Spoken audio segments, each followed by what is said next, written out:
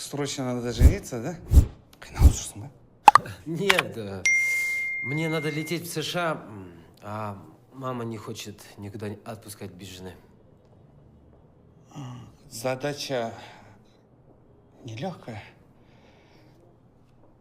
Мадина, пригласите ко мне Ардак.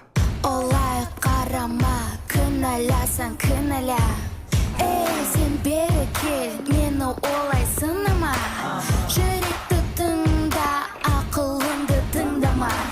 Жаныма кел, тілдесуге. Вот и наша многоуважаемая Арда! Знакомьтесь, это Дамир. Это вы, Ардах? Я вначале подумал, что вы парень, то есть Ардах это парень. То есть вы похожи на девушку, ну, то есть... Вас что-то смущает? Если так, то давай.